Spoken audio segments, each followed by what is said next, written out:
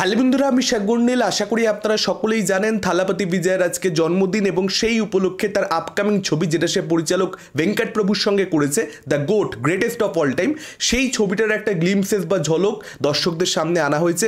বিজয়ের জন্মদিন উপলক্ষে স্পেশালি এই গ্লিমসেসটাকে ডিজাইন করা হয়েছে। সেটা কীরকম কি হলো, আমার কেমন লাগলো, ভালো কি আছে খারাপ কি আছে, কথা বলবো সেগুলো নিয়ে। গ্লিমসেস হলেও এটা কিন্তু অনেক কিছু ছবিটার সম্পর্কে আমাদেরকে জানাচ্ছে। আমি ডিটেলসে পরবর্তীতে আসছি। তবে গ্লিমসেসটার মধ্যে যেটা মূলত ফোকাসে রয়েছে সেটা হচ্ছে একটা চেস সিকোয়েন্স। এবার চেস সিকোয়েন্সটা ডেফিনেটলি ভালো লাগছে।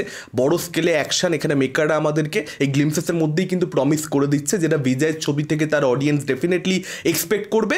এবং যখন আমরা দুজন বিজয়কে দেখতে পাচ্ছি, এটা আমরা জানতামই যে ডবল রোল বিজয়ের থাকবে। অনেকগুলো লোক দুজনকে তাড়া করছে, দুজন যে বিজয় হবে সেটা বুঝতে পারাই যাচ্ছিল, কিন্তু যখন ফেসটা রিভিলড হয় বুঝতে পারা সত্ত্বেও সেই জায়গাটা কিন্তু এই পুরো গ্লিমসেসটার মধ্যে বেস্ট পার্ট। সেই জায়গাটাতে কিন্তু ডেফিনেটলি মজা আসে। দেখুন, সুপারস্টারদের একটা স্ক্রিন প্রেজেন্স থাকে, একজন থাকলেই মস্তি, সেখানে দুজন থাকলে তো ডবল মস্তি, ডবল ব্লাস্ট, ডবল ধামাকা। তো সেই জিনিসটা আমরা জওয়ানের ক্ষেত্রে শাহরুখ খানের সঙ্গে হতে দেখেছি, বাপ ছেলে। এখানে আমরা দেখতে পাচ্ছি দুটো বিজয়, তো মজা তো পাওয়া যাবে ডেফিনেটলি। কিন্তু হ্যাঁ, এটা বলা যেতে পারে যে ব্যাকগ্রাউন্ড মিউজিকের কাজটা আর একটু বেটার হতে পারতো। ব্যাকগ্রাউন্ড মিউজিকটা একদম বেসিক মনে হচ্ছে এবং ভিএফএক্স এর কাজও আমার ঠিকঠাক মনে হচ্ছে, বিভৎস ভালো হয়েছে এই কথা কিন্তু আমি বলতে পারছি না। তবে এমনিতে চেস সিকোয়েন্সটা দেখতে ভালো লাগছে। আর হ্যাঁ, এটাও সত্যি কথা যে বিজয়ের লাস্ট ছবি যেহেতু লিও, এবং সেখানে একটা মারাত্মক চেস সিকোয়েন্স লোকেশ কানাগরাজ ডিজাইন করেছিল, সেই চেস সিকোয়েন্সটার কথা মনে পড়ে যায়। যদি 5 বছর আগের ছবি হতো লিও, তাহলে হয়তো অতটা চর্চাটা হতো না, কিন্তু এখন চর্চা আসবে যে গোটের এই যে চেস সিকোয়েন্সটা, সেটা কি লিওর যে লেভেলটা চেস সিকোয়েন্সের সেটাকে ম্যাচ করতে পারছে। গ্লিমসেসটার মধ্যে একদম লাস্টে একটা শট রাখা হয়েছে যেখানে বিজয়ের একটা ছবি আমরা দেখতে পাচ্ছি। পরিষ্কার বুঝতে পারা যাচ্ছে যে বিজয়ের ক্যারেক্টারটা ওয়ান্টেড। অনেক লোকজন রয়েছে যারা কিন্তু বিজয়ের ক্যারেক্টারটাকে সম্পূর্ণরূপে খুঁজে বেড়াচ্ছে।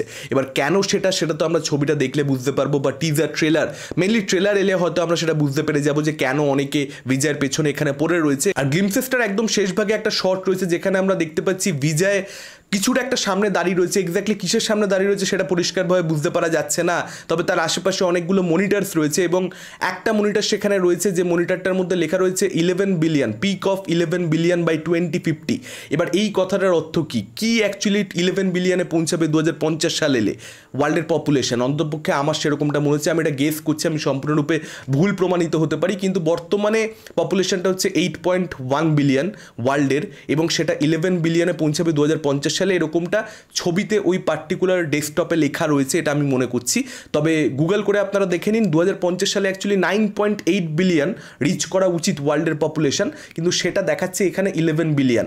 এবার পপুলেশন কি তাহলে র্যাপিডলি বৃদ্ধি পেতে শুরু করলো, এবং পপুলেশন যতটা হওয়া উচিত 2050 সালে তার থেকে বেশি বৃদ্ধি পেয়ে যাচ্ছে, এবং অনেকটা বেশি বৃদ্ধি পেয়ে যাচ্ছে বলে সেটা ওয়ার্ল্ডের জন্য কোনো রকমভাবে থ্রেট হচ্ছে, মনুষ্য জাতির জন্য কোনো রকমভাবে থ্রেট হচ্ছে, এবং সেই থ্রেটটা আগাম বুঝতে পেরে গেছে বিজয়ের ক্যারেক্টার। সেটার জন্যই কি সে লড়ছে? এটাও খুব সম্ভব যে যেটা আমি বললাম সেটা এক্স্যাক্টলি হলো না, কিন্তু গল্পে কোনো না কোনো রকমভাবে পপুলেশনের একটা কানেকশন থাকলো বা একটা প্লট পয়েন্ট হিসেবে এলো, সেটাও কিন্তু হতে পারে। দেখা যাক শেষ অবধি কী হয়। তবে এটা একদম পরিষ্কার যে একদম টিপিক্যাল যে মাসালা এন্টারটেনার, এটা সেরকম ছবি হবে না। এটা সায়েন্স ফিকশন, অ্যাকশন থ্রিলার, এটার ব্যাপারে আমরা আগে থেকেই জানতাম, এবং গ্লিমসেসটা আরও কোথাও একটা বিশ্বাস দিচ্ছে, ভরসা দিচ্ছে, যেটা একদম টিপিক্যাল যে ছবিগুলো, এন্টারটেনমেন্টওয়ালা ছবিগুলো, সেটা কিন্তু এটা হবে না। এটা একটু হাটকে কিছু হবে, এটা নতুন কিছু অফার করবে। বিজয় কিন্তু একদম যে ধরনের ছবিগুলো সে করতো তার থেকে বাইরে বেরিয়ে এসে এবার কিন্তু সে ডেফিনেটলি ওই এন্টারটেনমেন্টওয়ালা ছবিই করছে, অ্যাকশন ছবিই করছে, কিন্তু তার মধ্যে একটু ভ্যারাইটি তার অডিয়েন্সকে সে দেওয়ার চেষ্টা করছে, যেটা আমার ডেফিনেটলি খুব ভালো লাগছে। 5ই সেপ্টেম্বর ছবিটা আসবে, এটা মেকাররা কমিট করে দিয়েছে। আমি আশা করব যেরকম তাদের কমিটমেন্ট সেই অনুযায়ী তারা ছবিটা একদম যথাসময়ে মুক্তি দেবে, কারণ পোস্ট প্রোডাকশনের কাজ কিন্তু বিশাল পরিমাণে হতে চলেছে এই ছবিটার জন্য। বুঝতেই পারছেন, ডবল রোল অ্যাকশন সিকোয়েন্সেসের মধ্যে দুটো বিজয়, মানে পোস্টের কাজ প্রচুর থাকবে, বা সেটার জন্য ছবিটা যে কোনো সময় আমরা খবর পেতে পারি যে পোস্টপন্ড হতে চলেছে, এটা খুব সম্ভব। তবে আশা করবো সেরকমটা হবে না, কারণ সাউথ ইন্ডিয়ান ছবিগুলোর ক্ষেত্রে এই প্রবলেমটা আমরা দেখতে পাই হামেশাই। দেবারার ক্ষেত্রে আপনারা দেখে নিন, পুষ্পা 2 এর ক্ষেত্রে দেখে নিন, দুটো গান চলে এসেছে পুষ্পা 2 এর, তারপরে ছবিটা পোস্টপন্ড হয়ে যাচ্ছে। আশা করবো বিজয়ের ছবির সঙ্গে সেরকমটা হবে না, তার কারণ আমরা বড় ছবি দেখতে চাই।